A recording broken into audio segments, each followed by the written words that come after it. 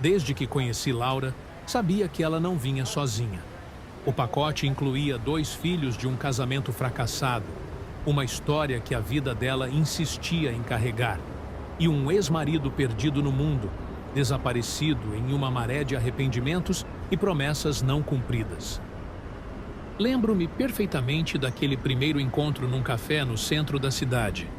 Ela chegou atrasada, desculpando-se com um sorriso cansado que, mesmo assim, iluminou seu rosto de uma forma que me capturou instantaneamente. Seus cabelos castanhos caíam sobre os ombros, e seus olhos, de um verde profundo, carregavam uma mistura de força e vulnerabilidade que me intrigou. Enquanto conversávamos sobre trivialidades, percebi que ela verificava o celular a cada poucos minutos. "Desculpe", disse ela finalmente. "Estou um pouco preocupada com meus filhos. A babá não é muito confiável, mas foi o que consegui arranjar de última hora." Foi assim que soube sobre Gabriel e Camila, antes mesmo de conhecê-los. Naquela noite, ao voltar para meu apartamento vazio, não consegui parar de pensar neles. Já havia estado em relacionamentos antes, mas nunca com alguém que trouxesse consigo um passado tão complexo, tão cheio de responsabilidades. Quando nos casamos, 10 meses depois, eu sabia que a jornada seria difícil, mas o amor, como sempre me disseram, era capaz de tudo. E quando se ama alguém, ama-se também tudo o que vem junto, certo? Ao menos foi nisso que eu acreditei. Nossa cerimônia foi simples, no cartório da cidade. Laura usava um vestido branco discreto e eu, um terno azul marinho que havia comprado especialmente para a ocasião. Gabriel e Camila estavam lá, é claro. Ele com uma gravata torta que insistiu em amarrar sozinho, ela com um vestido rosa e uma coroa de flores artificiais no cabelo. Não havia muitos convidados. Alguns amigos próximos, minha mãe idosa, que veio de outra cidade, 2 colegas de trabalho de Laura. O ex-marido, como era de se esperar, não apareceu nem mesmo para ver os filhos neste dia importante. No início, havia tensão. Gabriel evitava ficar sozinho comigo, e Camila me observava com olhos desconfiados, como se eu fosse um intruso que havia invadido seu território. Mas eu estava determinado a conquistá-los, não por obrigação, mas porque genuinamente queria fazer parte da vida deles. Gabriel, com seus 12 anos, e Camila, com 8, eram apenas crianças, necessitadas de uma figura de referência, de proteção. Era uma responsabilidade que eu aceitava sem hesitação. Não queria ser apenas um padrasto distante, que ocupava um lugar no sofá e pagava contas. Eu queria ser mais, queria ser o pai que nunca tiveram. Nos primeiros meses, foi difícil. Gabriel se trancava no quarto por horas, evitando qualquer contato. Quando tentava iniciar uma conversa sobre seus interesses, videogames, astronomia, skateboarding, ele respondia com monossílabos e escapava assim que possível. Camila era um pouco mais receptiva, mas mantinha uma distância calculada, como se temesse que se aproximar muito significaria trair a memória do pai ausente. Laura tentava mediar, mas eu podia ver seu dilema. Ela balançava entre a lealdade aos filhos e o desejo de que nosso novo arranjo familiar funcionasse. À noite, depois que as crianças dormiam, conversávamos sobre estratégias, sobre paciência, sobre como construir pontes em vez de muros. Eles só precisam de tempo, ela dizia, acariciando meu rosto. Foram muito machucados. Foi num domingo de inverno que algo mudou. Gabriel havia mencionado, relutantemente, que queria aprender a andar de bicicleta. Seus amigos da escola zombavam dele por ainda usar rodinhas aos 12 anos. Ninguém nunca havia ensinado o menino. Seu pai biológico, Roberto, sempre tinha uma desculpa. Naquela manhã fria, levei-o ao parque. Ele estava nervoso, suas mãos pequenas, agarrando com força o guidão da bicicleta que havíamos comprado juntos na semana anterior. uma BMX azul metálica que ele havia escolhido após 1 hora, analisando cada modelo na loja. E se eu cair? Ele perguntou, a voz trêmula. Todo mundo cai, respondi, ajustando seu capacete. A questão é levantar e tentar de novo. Passamos 3 horas naquele parque. Ele caiu 7 vezes. Contei cada uma delas, sentindo a dor dele como se fosse minha. Seus joelhos ficaram ralados, mesmo com a proteção que insisti que usasse. Mas na 8ª tentativa, aconteceu. Ele pedalou sozinho por quase 100 metros, o rosto iluminado por um sorriso que nunca havia visto antes. "Estou conseguindo!" gritou ele, olhando para trás, quase perdendo o equilíbrio com a empolgação. Naquela noite, durante o jantar, Gabriel contou a aventura para Laura e Camila, seus olhos brilhando com uma nova luz. Foi a primeira vez que ele falou sobre mim como o Carlos, em vez de ele, ou simplesmente evitar me mencionar. Com Camila, a aproximação veio de forma diferente. Ela tinha pesadelos frequentes, imagens terríveis de abandono que a faziam acordar gritando no meio da noite. Laura, exausta pela rotina de trabalho e pelos cuidados com a casa, nem sempre conseguia despertar completamente para confortá-la. Numa dessas noites, fui eu quem levantou ao ouvir os gritos. Encontrei-a sentada na cama, os cabelos desgrenhados, as bochechas molhadas de lágrimas. "Foi só um sonho ruim", disse eu, mantendo uma distância respeitosa. "Quer contar o que aconteceu?" Ela balançou a cabeça negativamente, mas não me mandou embora. Sentei-me na beirada da cama e comecei a contar uma história. Uma que minha própria mãe contava quando eu tinha pesadelos. Era sobre um guardião de sonhos, um ser mágico que protegia as crianças durante o sono. "Ele pode me proteger também?" ela perguntou, a voz pequena na escuridão do quarto. "Claro que pode. Quer que eu fique aqui até você dormir, só para garantir?" Ela assentiu, e eu fiquei, observando sua respiração se acalmar até que ela adormecesse novamente. Na manhã seguinte, encontrei um desenho na mesa da cozinha. Uma figura tosca que representava a mim, com um escudo e uma espada, lutando contra monstros que saíam de uma cama. No canto inferior, com a caligrafia imperfeita de uma criança de 8 anos, estava escrito: "Para Carlos, meu guardião de sonhos." Ensinei Gabriel a andar de bicicleta, segurei Camila nos braços quando ela caiu e se machucou no parquinho. Participei de todas as reuniões escolares e vibrei com cada boa nota que traziam para casa. E quando o assunto era o dinheiro, eu estava lá. Futebol para Gabriel? Eu pagava. Festa de aniversário? Também. Porque eu queria, porque acreditava que estava construindo algo duradouro. Nos 2 primeiros anos, parecia que estávamos progredindo. Nas noites de sexta-feira, estabelecemos o ritual de assistir filmes juntos, todos amontoados no sofá com pipoca e refrigerante. Um pequeno luxo que eu nunca havia experimentado. Aos domingos, fazíamos piqueniques no parque, ou íamos à praia quando o tempo permitia.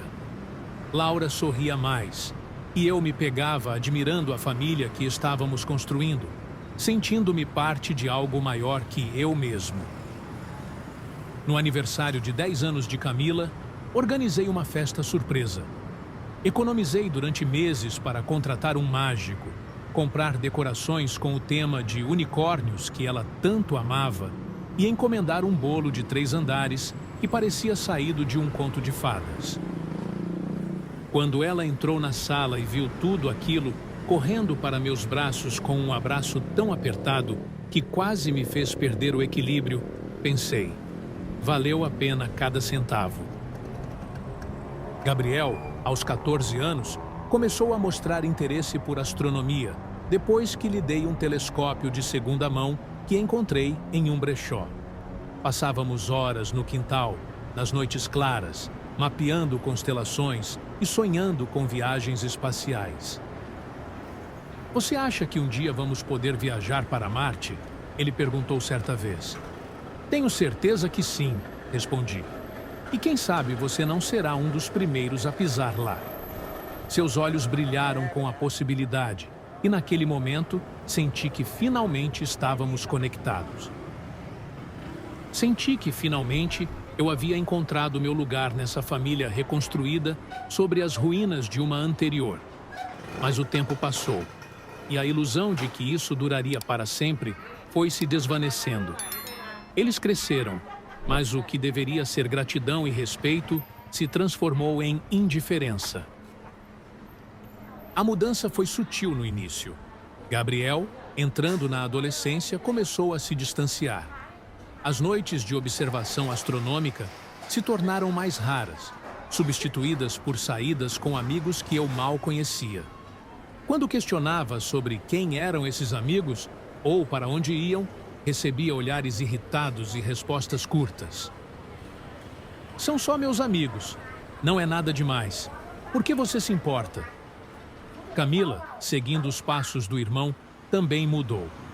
A menina que desenhava guardiões de sonhos para mim agora passava horas trancada no quarto, emergindo apenas para pedir dinheiro para roupas novas, para o cinema, para festas de aniversário.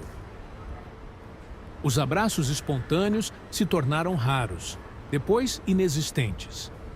Tentei conversar com Laura sobre isso, mas ela minimizava a situação. São só fases, dizia ela, enquanto preparava o jantar que as crianças mal tocariam. Todos os adolescentes passam por isso. Você precisa dar espaço a eles. Eu dava espaço, mas continuava a financiar suas vidas. Mensalidades escolares cada vez mais caras, aparelhos eletrônicos de última geração que se tornavam necessidades em vez de luxos, roupas de marca que duravam uma estação antes de serem descartadas como ultrapassadas. Aos poucos, meu papel se reduziu a um fornecedor, como um caixa eletrônico ambulante, sem rosto, sem nome. Meu esforço, minhas noites sem dormir, meu dinheiro, tudo parecia ser apenas esperado, como se fosse o mínimo que eu deveria fazer. O distanciamento emocional se tornou uma ferida aberta, dolorida demais para ser ignorada. Comecei a notar padrões perturbadores. Gabriel e Camila só me procuravam quando precisavam de algo material. As conversas à mesa de jantar, antes animadas e cheias de histórias do dia a dia, agora eram dominadas por pedidos. Preciso de dinheiro para a excursão da escola neste fim de semana. O celular está muito lento, preciso de um novo. Todo mundo tem tênis dessa marca, menos eu. Laura, em vez de estabelecer limites, parecia incapaz de negar qualquer coisa aos filhos, como se estivesse tentando compensar algo. Talvez a ausência do pai biológico, talvez seus próprios sentimentos de culpa por ter imposto um novo homem na vida deles. Eles já passaram por tanta coisa, ela justificava, quando eu sugeria que precisávamos ser mais firmes. Não quero que se sintam rejeitados de novo. Eu entendia o medo dela, mas via como essa permissividade estava moldando as crianças em adultos que esperavam que o mundo se curvasse aos seus desejos. E eu estava contribuindo para isso, financiando uma dinâmica que se tornava cada vez mais tóxica. Tentei mudar as coisas de forma gradual. Propus que Gabriel, agora com 16 anos, arrumasse um trabalho de meio período para ganhar seu próprio dinheiro. A sugestão foi recebida como um insulto pessoal. Nenhum dos meus amigos precisa trabalhar, ele argumentou indignado. Por que está tentando me punir? Não é punição, é responsabilidade, expliquei, tentando manter a calma. É importante aprender o valor do dinheiro, do trabalho. Ele saiu da sala batendo a porta, e Laura me olhou com aquela expressão que eu já conhecia bem. Um misto de cansaço e reprovação, como se eu fosse o vilão da história. Com Camila, tentei outra abordagem. Propus um sistema de mesada baseado em tarefas cumpridas. Arrumar o quarto, ajudar com a louça, tirar boas notas. Ela pareceu interessada no início, mas rapidamente percebeu que era mais fácil pedir diretamente à mãe, que cedia sem resistência. A tensão em casa aumentava a cada dia.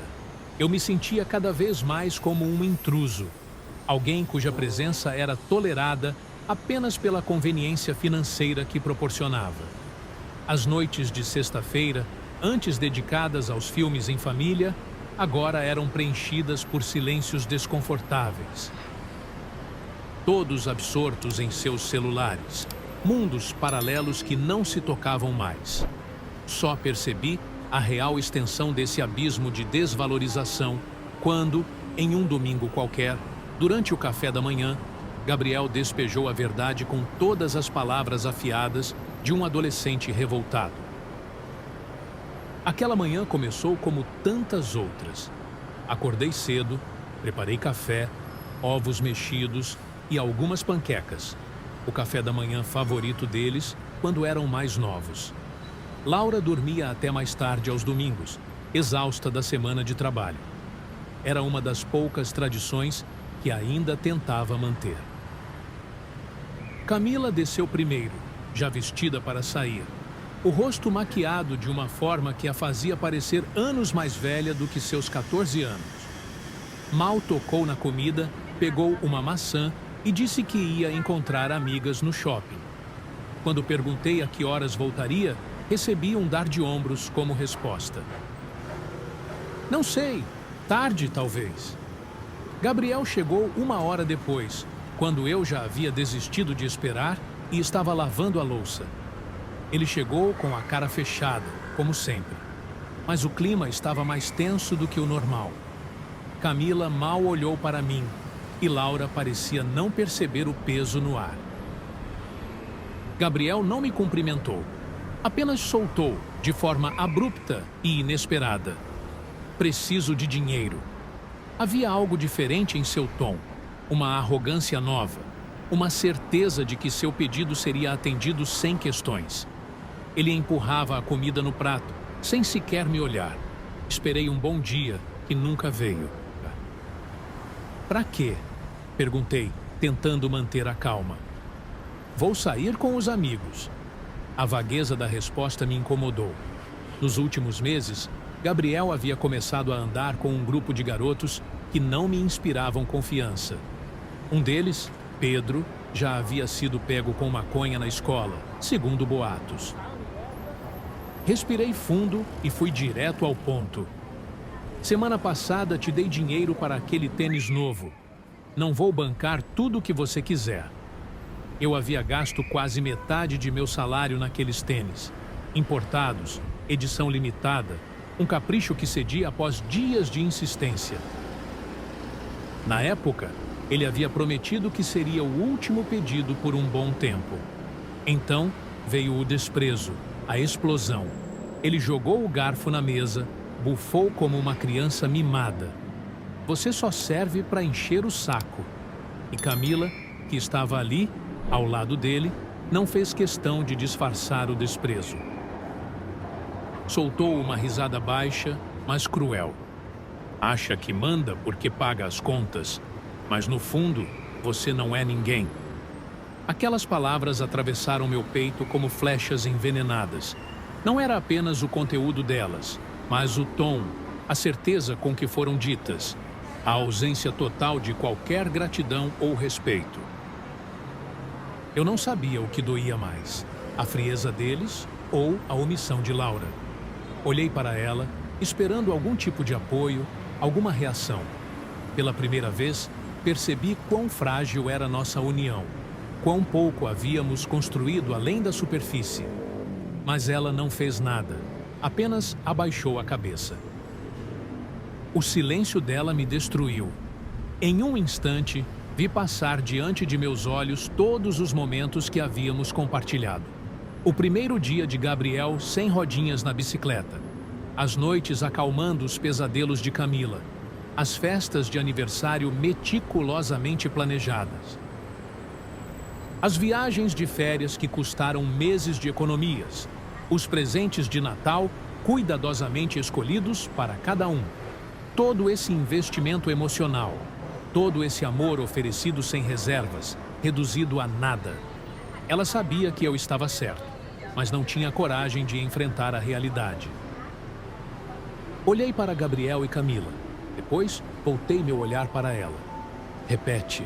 Minha voz estava baixa, mas carregada de uma tensão que até eu reconhecia. Você não é meu pai. Só casou com a nossa mãe, disse Gabriel com um tom de desafio. Seu rosto, antes familiar e querido para mim, agora parecia o de um estranho. Onde estava o menino que vibrou ao ver Saturno pela primeira vez através do telescópio? Onde estava o garoto que me mostrou, orgulhoso, seu primeiro A em matemática depois de semanas de estudos conjuntos? Camila, que até então tinha se mantido calada, completou. Exato, tá aqui porque quis. Então, para de agir como se tivesse algum direito sobre a gente. Seus olhos, tão parecidos com os da mãe, não mostravam nenhum traço da menina que um dia desenhou para mim como seu guardião contra pesadelos. Aquilo foi o estopim. Anos de dedicação, noites mal dormidas, dinheiro gasto, sonhos adiados, tudo aquilo reduzido a um simples não é da sua conta.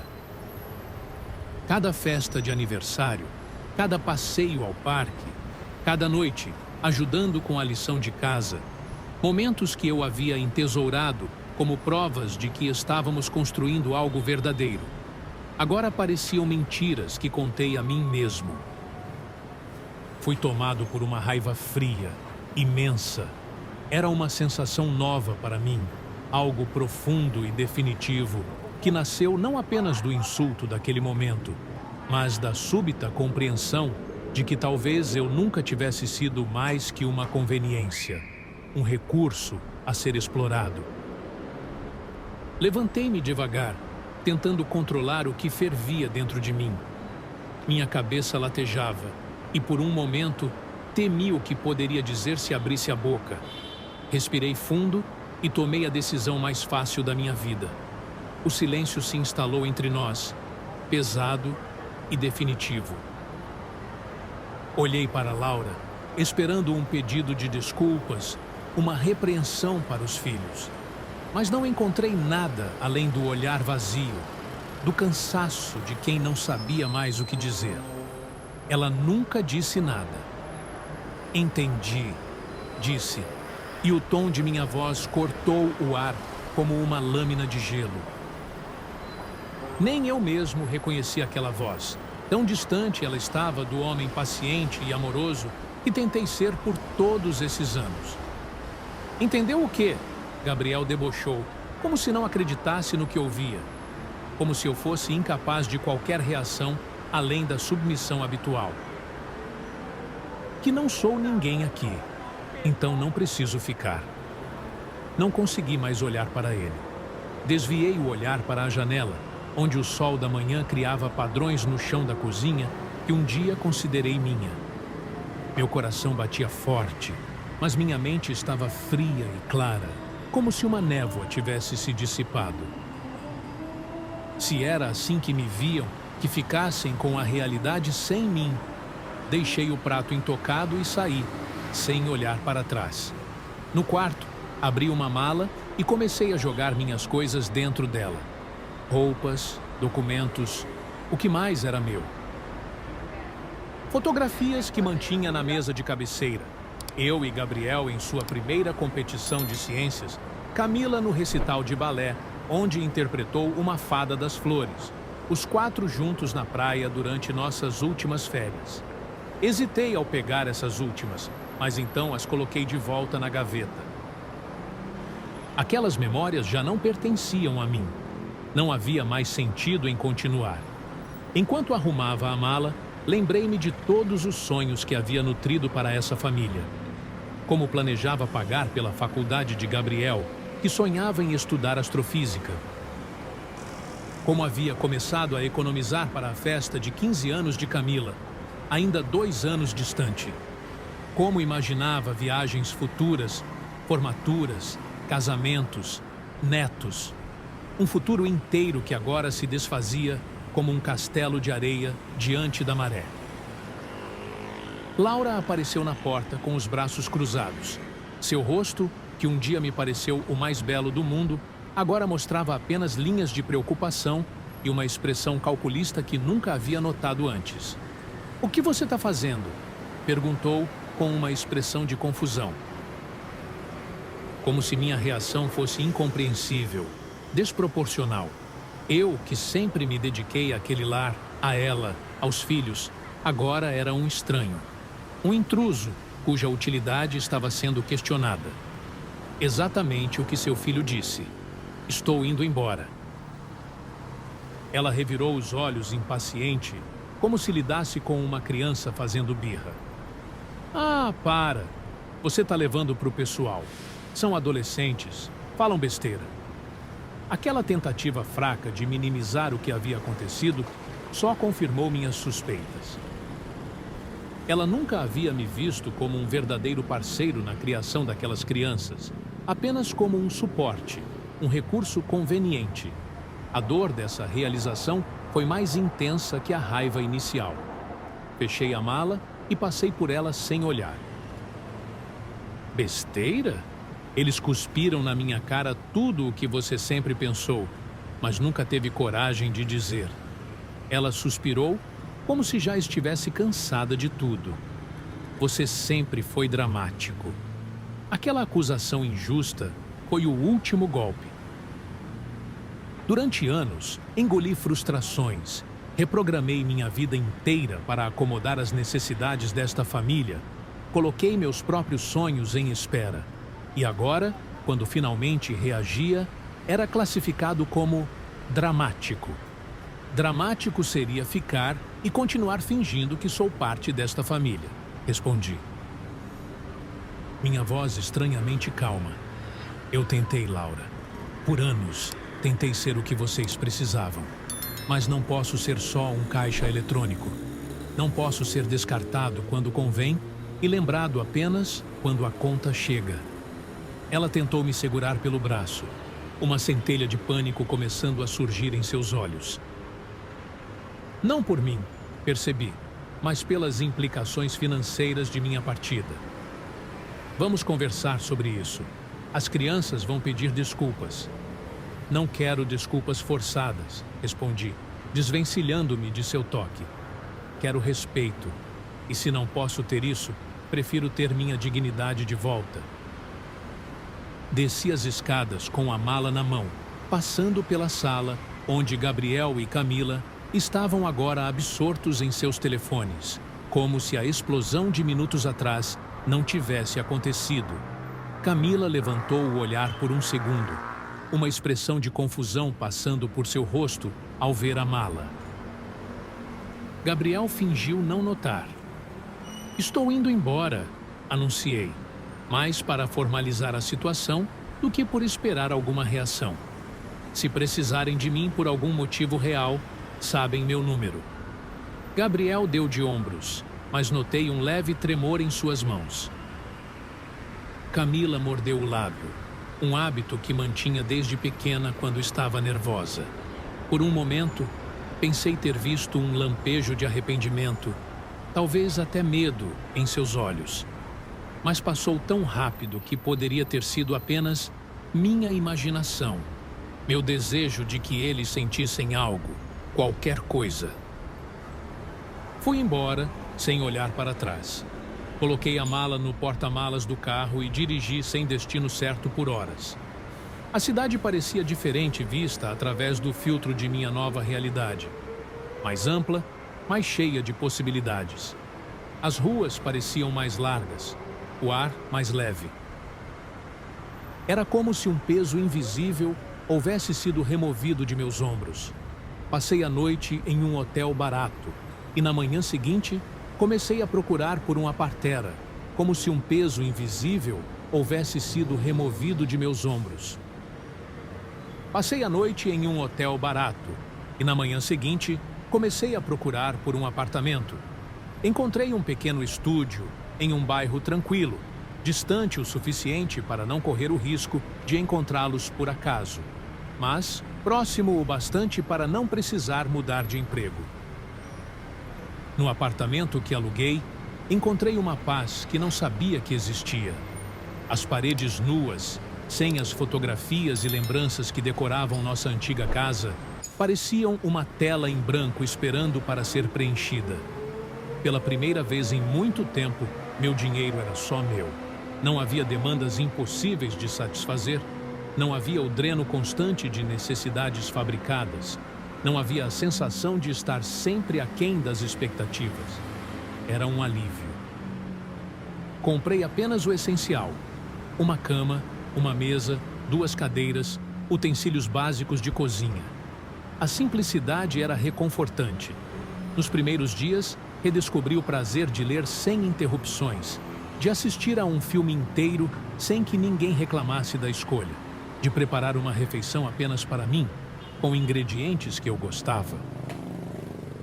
Mas esse alívio durou pouco. Uma semana depois, o telefone tocou. Era Laura. Eu ignorei. Depois, outra ligação. E outra. Mensagens começaram a se acumular, primeiro educadas, depois progressivamente mais desesperadas. Por favor, atenda. Precisamos conversar. As crianças estão arrependidas. Não podemos resolver isso como adultos? Até que, finalmente, atendi uma chamada de número desconhecido, temendo que fosse algo relacionado ao trabalho. Alô? Você sumiu! A voz dela cortou o silêncio, acusadora, como se eu tivesse cometido algum crime ao me afastar. Eu achei que tivesse ficado claro. Eu fui embora. Ela tentou disfarçar a surpresa, como se não acreditasse que eu realmente tivesse coragem de seguir adiante com a decisão. Você não pode fazer isso. Eu ri, sem humor, pensando em quantas vezes havia cedido a essa mesma tática. A sugestão implícita de que minhas decisões, meus limites, não eram realmente válidos quando entravam em conflito com os desejos deles.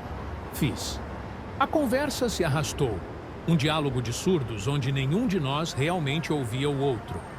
Ela tentava me convencer a voltar, mas seus argumentos giravam todos em torno das necessidades práticas da família. Contas, compromissos financeiros, a rotina que havia sido quebrada. Não havia menção a sentimentos, a saudades, a um vazio emocional deixado por minha partida. E então, inevitavelmente, ela começou a pedir dinheiro.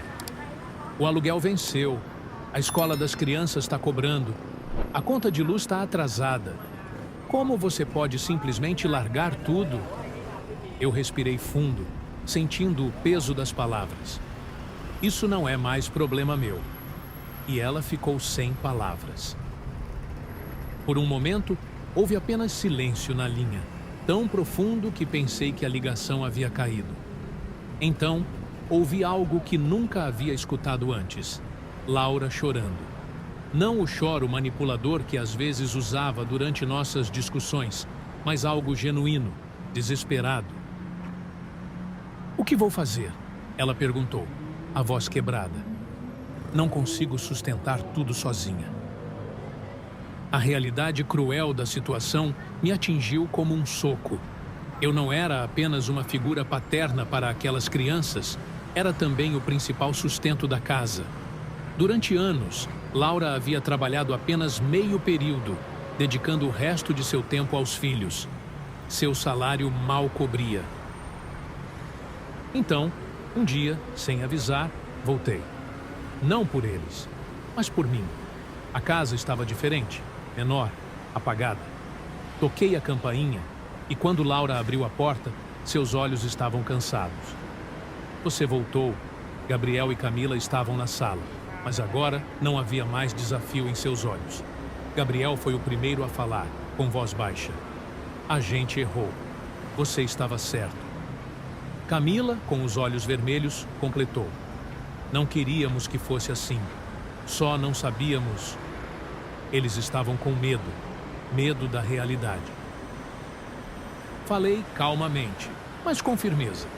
Não fiz por reconhecimento. Fiz porque queria. Mas isso acabou. Agora vocês têm que aprender a se responsabilizar pelo que fazem. O silêncio se estendeu pela sala e Laura tentou dizer algo, mas eu a interrompi. Não precisa fazer mais nada. Já fiz o suficiente.